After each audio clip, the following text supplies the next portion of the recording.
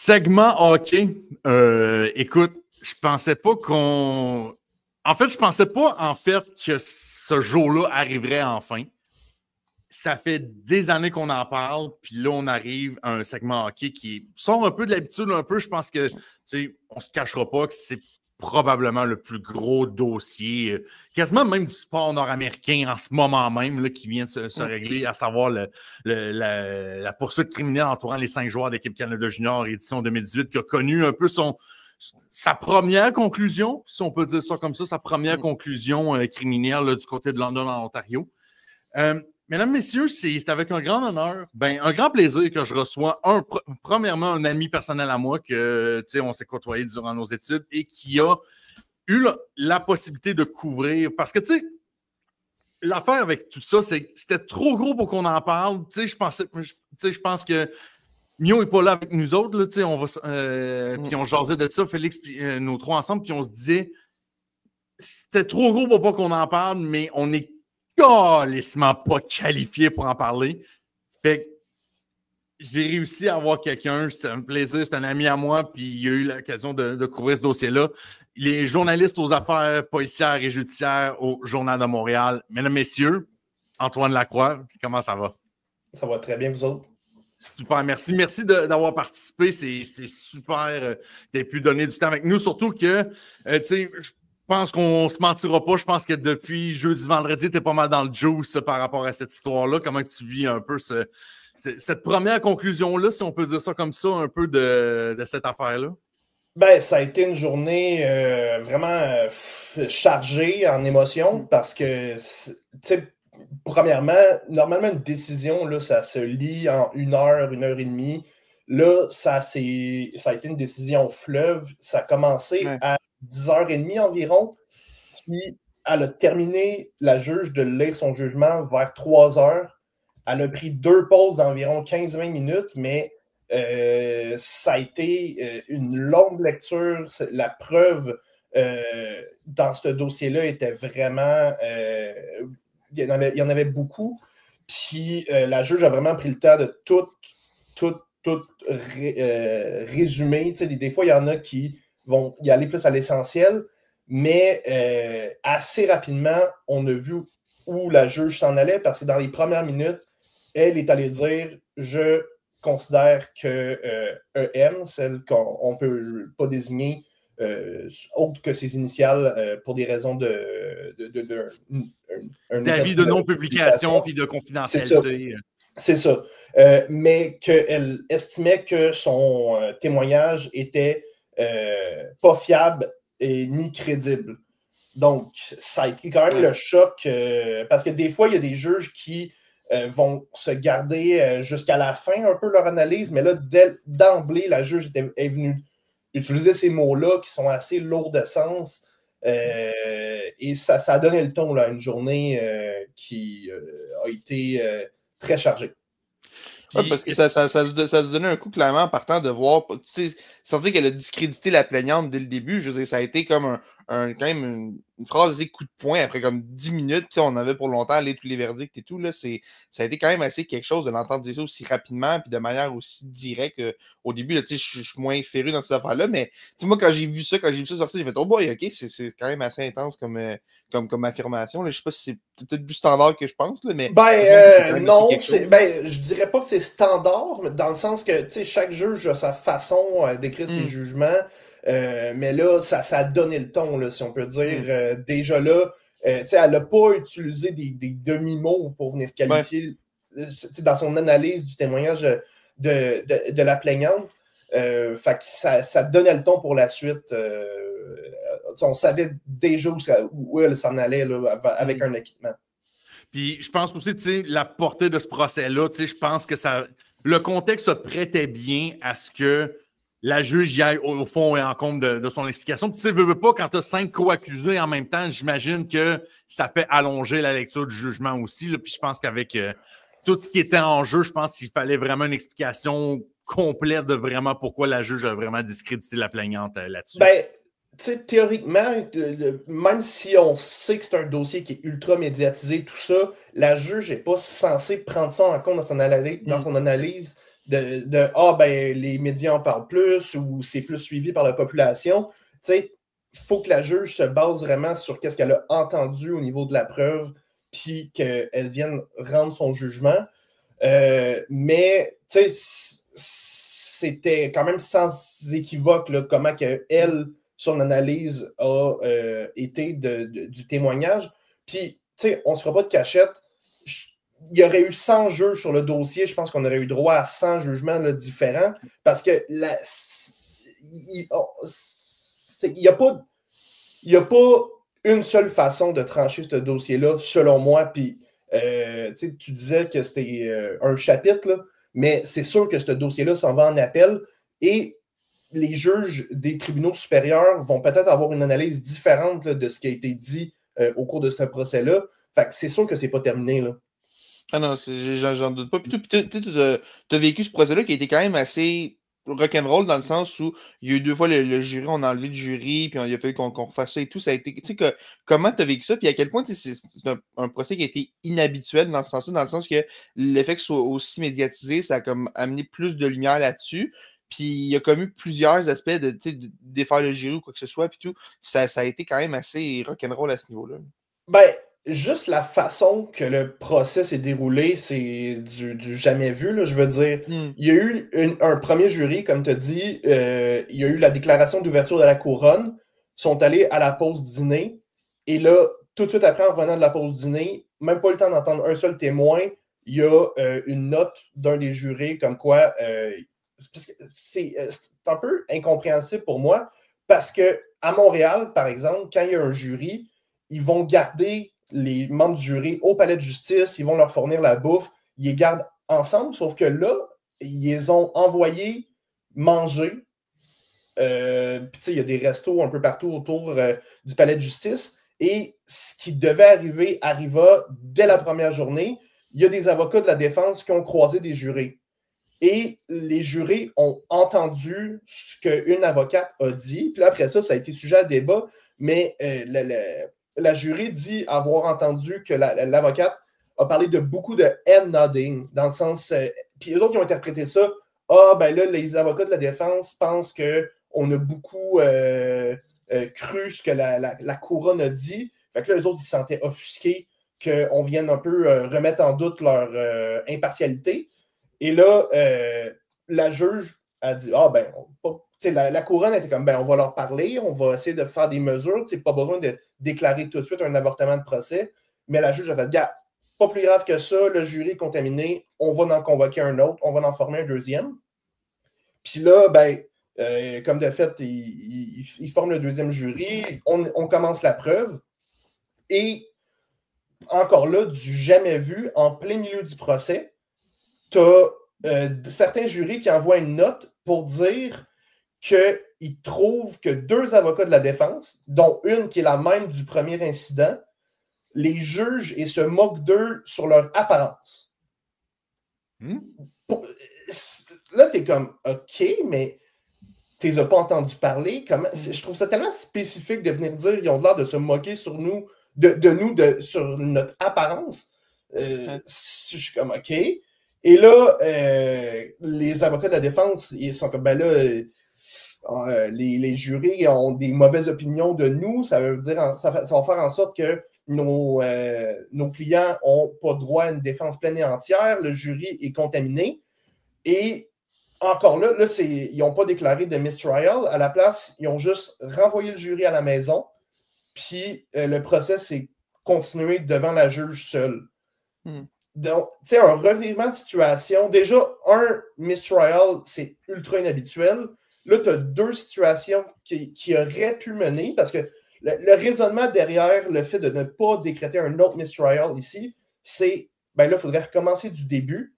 Et ça fait en sorte que la plaignante va devoir recommencer à zéro son témoignage devant un autre jury. Puis, on se rappellera que son contre-interrogatoire a duré 7 jours. Comme, tu sais, je comprends que chaque accusé a droit d'aller poser les questions qu'ils veulent, mais ils l'ont tellement questionné, remis en doute. Tu sais, il y a tellement Ça a tellement été intense mentalement que là, ça avait juste pas de bon sens de faire une décision qui aurait mené à ce qu'elle recommence tout ça. Là, je veux dire, ça a tellement été dur pour elle de le faire une fois, tu peux pas lui demander de faire ça une deuxième fois. Donc là, c'est pour ça que au lieu de décréter un deuxième mistrial, ça s'est poursuivi devant la juge seule. Mais c'est passé bien près d'un deuxième avortement de procès. Là. Surtout que je peux juste imaginer le scandale national que ça aurait pu créer, qu'on ait eu toute cette histoire-là, parce qu'il faut vous le rappeler, ces événements-là datent de 2018. On a commencé à en apprendre quoi, 2022 à peu près? Ouais, on est rendu 7 ans plus tard. Puis s'il fallait juste que des niaiseries comme ça viennent scraper tout ce qu'on a appris, tout le procès, tout ça, je veux même pas imaginer le scandale national que ça aurait donné. Ben, puis aussi, c'est de... Là, toute la preuve a déjà été dit amplement dans les médias. Je veux dire, il y avait le New York Times était là, il y avait tous les réseaux qui couvraient le procès. Essaye de retrouver des gens qui ne se sont pas déjà fait une idée, qui pourraient arriver et se dire « Ah oui, moi, je peux être impartial malgré ce que j'ai entendu et me fier sur la preuve qui va être dite devant moi. » Je veux dire, déjà, de l'avoir fait 2 fois, c'est un miracle. Là. Ouais. Mais là, tu peux. La preuve, c'est comme remettre le dentifrice dans le tube une fois que c'est sorti, c'est impossible. Trouver du monde impartial après tout ce qui avait été dit, je pense pas que ça aurait été possible. Fait, non, ouais. C'était mieux, si on peut dire, que ça continue devant la juge seule, mais à la base, c'est deux situations qui n'auraient juste jamais dû survenir. Là. Que les jurés se sentent jugés et moqués par des avocats de la défense. Puis, tu sais, ils ont bien des défauts, mais j'ai pas compris pourquoi. Je veux dire, il y avait de l'air professionnel dans leur comportement. Donc, c'était vraiment là, champ gauche, là, cette note-là du jury qui venait dire on se sent moqué par des avocats. Du jamais vu. Là. Puis, penses-tu que ça a été peut-être le point tournant de ce procès-là ou il y a eu autre chose qui a un peu fait tourner un peu la balance là-dedans? Pour toi, c'est quoi? Est-ce que c'est ça ou c'est autre chose qui a été le point tournant un peu de toute cette histoire-là? Ah, ben le point tournant, ça a été le témoignage de EM. Parce que, je veux dire, la juge, c'est pratiquement juste basé sur ça pour rendre sa décision. Je veux dire, oui, il y a eu d'autres témoins, il y a eu des policiers, il y a Carter Hart qui est allé témoigner, mais la juge s'est vraiment penchée surtout sur le témoignage de la victime alléguée. Et je pense le fait que ça a duré autant longtemps, c'est venu lui nuire. Parce qu'à un moment donné, ce qu'elle disait aux avocats, c'est hey, là, je ne sais plus quoi vous répondre. Vous mêlez là, comme je ne sais plus ce que vous voulez que je dise, ce que vous voulez que je dise pas. Et, fait, on dirait que puis c'était des avocats très expérimentés, très bons, qui ont vraiment été, ils étaient payés très cher pour faire le travail qu'ils avaient à faire, qui était de venir miner sa crédibilité le plus possible. Puis de toute évidence, ils l'ont réussi, là, parce que la juge est venue dire qu'elle n'était pas du tout crédible, pas du tout fiable, mais il y a beaucoup de points où la juge a relevé les incohérences qui viennent de la défense. Là, je veux dire, la juge les a relevées, mais c'était grâce à la preuve mise par la défense puis toutes les questions qui ont fait en sorte de venir remettre en question puis qu'elle doute elle-même de son récit. Là. Puis y a-tu des. Qu'est-ce que. Tu sais, je lisais un peu dans les médias un peu quand ça sortit puis tout ça, puis on disait, comme tu disais un peu, tu sais, la juge a finalement discrédité le témoignage là-dessus. Y a-tu des éléments en tant que tels que la juge a vraiment. C'est vraiment appuyé. Y a-tu vraiment certains éléments qui ont sorti du fait de pourquoi finalement ce témoignage-là a été discrédité puis que finalement on a trouvé qu'il n'y avait aucune crédibilité? C'est une bonne question. C'était une bonne question. Elle a vraiment fait une liste complète de plusieurs incohérences selon elle. Puis elle, ce qu'elle dit, c'est qu'il y avait, mettons là, une chose, la victime alléguée disait qu'elle s'était fait payer plein de verres par les joueurs, mais les preuves vidéo, les caméras de surveillance montrent que ça n'a pas vraiment été le cas. Que c'est elle qui allait chercher des consommations. Oui, il y a eu des shooters, tout ça, mais elle disait c'est les joueurs qui m'ont payé plein de verres. Mais la preuve vidéo est venue éliminer ça. Puis ça, c'est un exemple parmi plusieurs où la victime alléguée disait quelque chose et il y avait des preuves vidéo. Mais après ça, c'est plus l'interprétation de la juge qui est, disons, particulière parce qu'elle vient dire c'est impossible que tu aies eu peur dans cette chambre-là. Les joueurs n'ont pas été violents physiquement avec la victime. Puis c'est là que je me dis, ben, ça, c'est votre interprétation, là, Madame la juge, là, parce que, je veux dire, tu es dans une chambre avec 10 gars que tu connais pas, que c'est des athlètes, donc qui ont quand même une bonne corpulence. Juste le fait que tu es là, puis tu les connais pas, pour moi, je pense qu'il y a bien du monde qui pourrait dire, ah, ben, ça pouvait être épeurant, là, je m'excuse, mais elle pouvait se sentir intimidée par leur présence. Fait que c'est là que je me dis, parce que c'est sûr que ça va aller en appel, ça pourrait même se rendre à la Cour suprême. Là. Je pense que la Cour suprême... Tu penses que ça peut se rendre aussi loin que ça? Ben, c'est un dossier tellement important tellement suivi, où je pense que la Cour suprême n'aura pas le choix de se saisir du dossier puis venir baliser c'est quoi le consentement ben là, je ne sais pas à quel moment ils vont entendre le dossier, là, ça va peut-être être en 2029, là. On ne sait pas, ça peut prendre vraiment beaucoup de temps, mais mettons, réactualiser grâce à une jurisprudence, c'est quoi le consentement? Je veux dire, après ça, les tribunaux partout au pays n'auront pas le choix de se baser sur cette interprétation-là de c'est quoi le consentement. Et la juge dans le dossier ici n'est pas vraiment venue réactualiser c'est quoi le consentement. Elle est venue dire, ben, j'ai estimé avec la preuve que c'est la victime qui demandait d'avoir des relations sexuelles puis qu'elle a consenti tout au long. Fait qu'elle n'est pas venue réécrire c'est quoi le consentement, mais la Cour suprême, à mon avis, n'aura pas le choix de le faire. Parce que ça va venir aider tous les avocats et les tribunaux partout au pays sur... Maintenant, c'est ça. Parce que le dernier jugement, je pense, sur le consentement remonte aux années 80 de la Cour suprême. Non, mon Dieu. Donc, ici, je veux dire, il y a une mise à jour à faire. Là. À quelque part, il y a sûrement une mise à jour à faire à quelque part. Ben, c'est sûr qu'il y a une mise à jour parce que notre compréhension, l'évolution de la société, notre compréhension du consentement est meilleure, je pense. En tout cas, j'ose espérer. Puis, on n'a pas le choix de venir réactualiser ça puis de donner des nouvelles balises.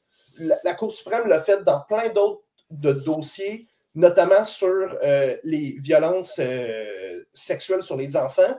Puis c'est un jugement qui est utilisé quasiment quotidiennement maintenant pour venir baliser. Ben là, c'est l'occasion de venir dire voici c'est quoi le consentement maintenant, là, parce que ça a tellement été suivi. Puis c'est pas parce que ça a été tellement suivi, mais on est rendu là. Fait que ça va prendre plusieurs années, mais éventuellement, ça va se rendre là, à mon avis. Tu as lu dans mes pensées ma prochaine question. Je m'avais te demandé, on espérait un peu que ce jugement-là définisse un peu le consentement puis tout. Puis, tu sais, j'imagine qu'il y avait un peu une surprise de ça parce que c'est ce qu'on espérait un peu que ce jugement-là amène une nouvelle vision sur le consentement et tout. Puis, aller en appel, il pourrait avoir un peu de ça aussi, aller en appel, on espère un peu qu'on va avoir cette jurisprudence-là qui va se former sur la notion de consentement. Est-ce que j'imagine que c'est ce qu'on pourrait espérer avec un possible appel? C'est quelque chose qu'on espérait dans ce jugement-là puis qu'on n'a pas eu parce qu'on s'est attardé sur d'autres aspects puis c'est la décision de la juge, c'est son plein droit, là, mais c'est quelque chose qu'on espérait pouvoir actualiser ça puis on ne l'a pas eu. Ben, la couronne en ce moment, c'est clair qu'elle est en train de relire le jugement avec grande attention puis de relever, parce que pour aller en appel, il faut que tu soulignes des erreurs de droit commises par la juge. Et là, dans un jugement autant long, c'est facile, selon moi, de commettre des erreurs de droit parce que, tu sais, plus tu t'étends, plus il y a des chances que tu écrives des choses qui peuvent être... C'est la loi de la moyenne. Plus que tu dis de mots, plus que tu as le chance d'être accroché. C'est la loi de la moyenne. Ben, c'est ça. Fait que... Et je pense qu'il y a quand même des erreurs de droit au niveau de l'analyse de la preuve qui peuvent être soulevées. Parce que la juge est venue parler notamment aussi du fameux group chat des gars. Parce que après que les enquêtes ont commencé, les gars se sont mis à s'écrire entre eux. Et à un moment donné, ils disent là, il va falloir s'entendre sur notre version. Là.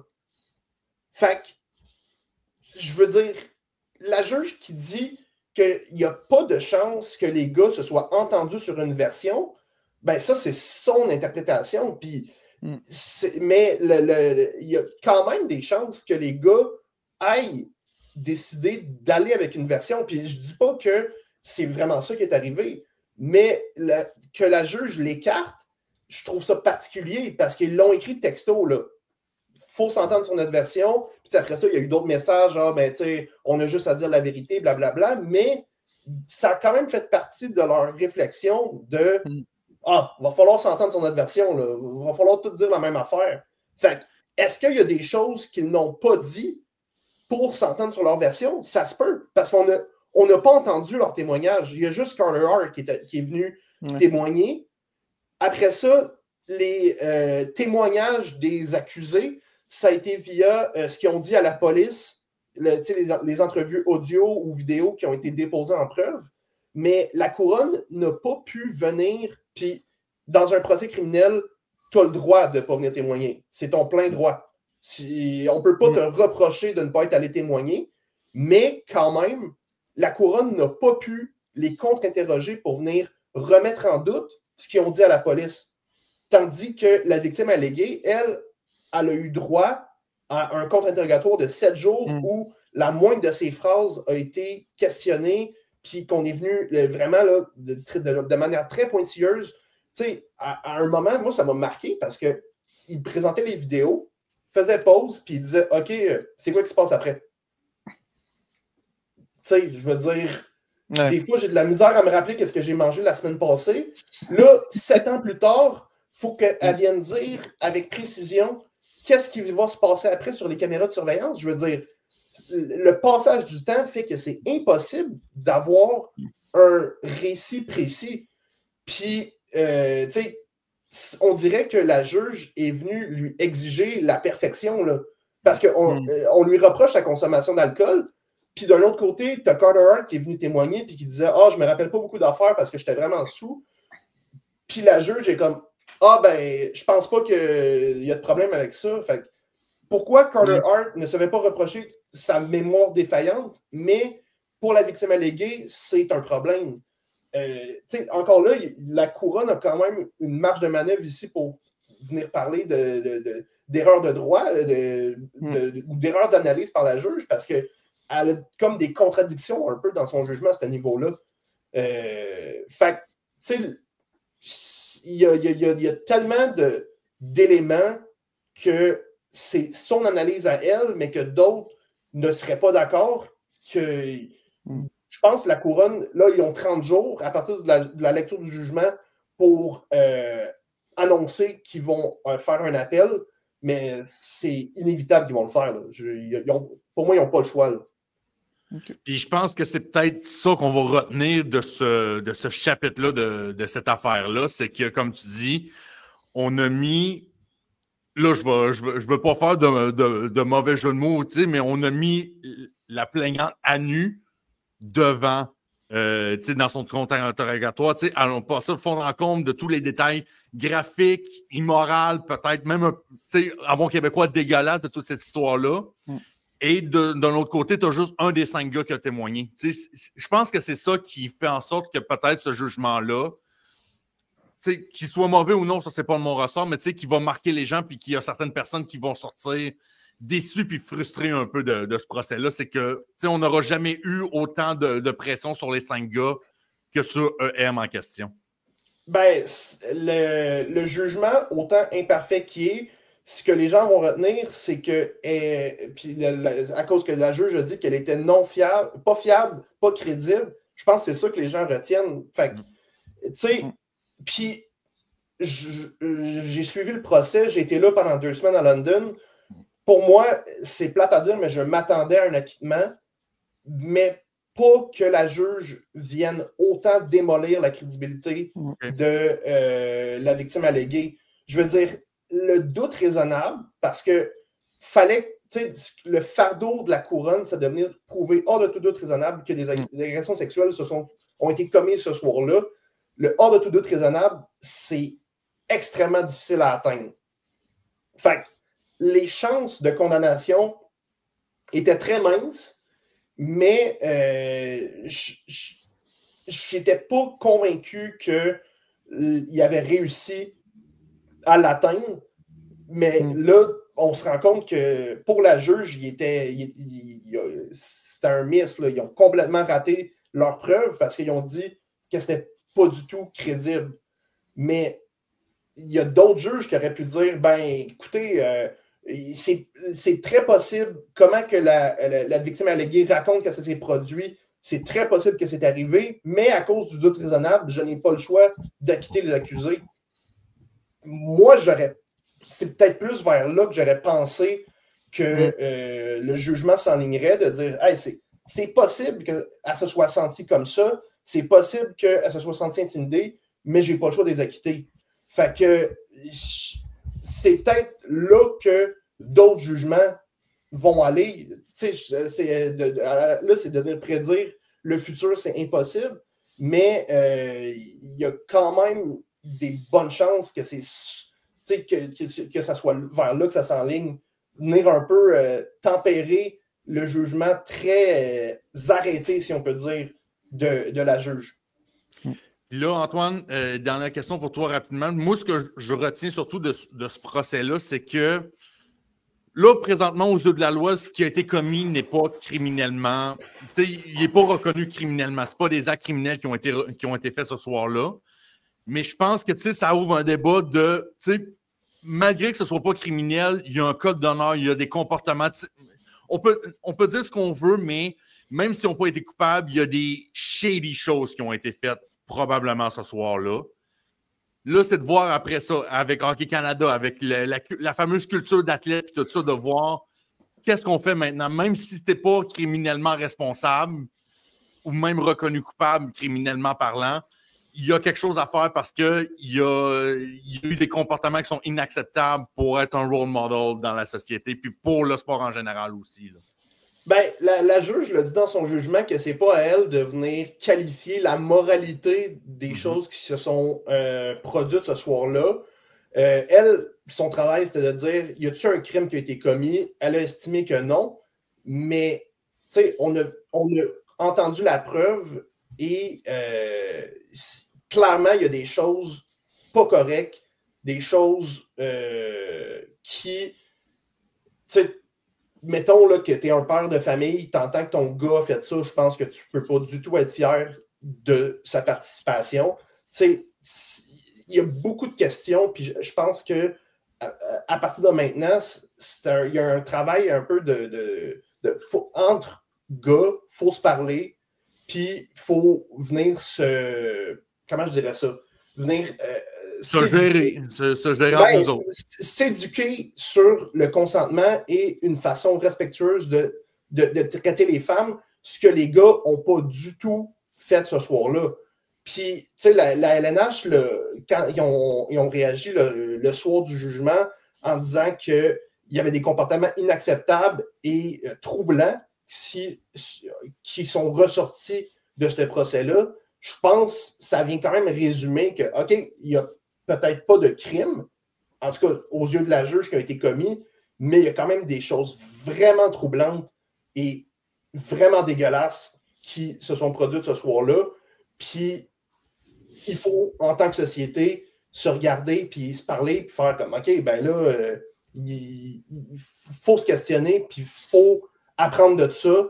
Il faut avoir une meilleure éducation au niveau des jeunes. Je pense que, mettons, Hockey Canada, il faut qu'ils trouvent une façon de venir éduquer les jeunes hockeyeurs pour avoir des meilleurs comportements, puis venir leur apprendre comment se comporter, parce que il faut qu'il y ait des leçons qui soient tirées de cet événement-là, de ce dossier-là, et ça ne peut pas juste finir, sont tous acquittés sur toute la ligne, puis faire comme si ce qui s'est passé cette nuit-là était normal. Là. Donc, c'est pas terminé. On va en entendre parler encore pendant plusieurs années, mais il faut agir. Là. Puis, je vais conclure là-dessus, c'est juste fou de penser que, tu sais, ces gars-là avaient genre 19-20 ans, puis qu'aujourd'hui, ils sont déjà dépassés la mi-vingtaine, juste pour dire à quel point, tu sais, ça va occuper un gros morceau de leur vie d'adulte. Là, je me souviens plus c'est quel avocat qui avait dit ça, quel avocat des joueurs, mais il avait dit, ce jeune-là est entré dans le cours quasiment comme un adolescent, puis il est ressorti avec, en tant qu'adulte, puis tout ça, en homme, puis tout ça. Fait que j'ai hâte de voir de ce côté-là. Antoine Lacroix, journaliste judiciaire au Journal de Montréal, merci beaucoup d'être passé avec nous autres. C'est super fun d'avoir pris de ton temps aujourd'hui. Profite du congé, je pense que t'en as profité un peu, puis je vais te souhaiter une excellente fin d'été. Fin d'été qui rime avec évidemment le retour des camps de la NFL, puis je sais que tu es un gros gars de foot. Je sais que tu es un gros gars des Broncos. Je sais que tu as beaucoup d'attentes pour cette saison-là. Fait que j'ai hâte de jaser de foot avec toi puis de voir si les Broncos vont enfin prendre le step avec Bo Nix la saison prochaine. À bientôt, mon cher. Merci pour l'invitation. Merci, Antoine. Salut. Salut.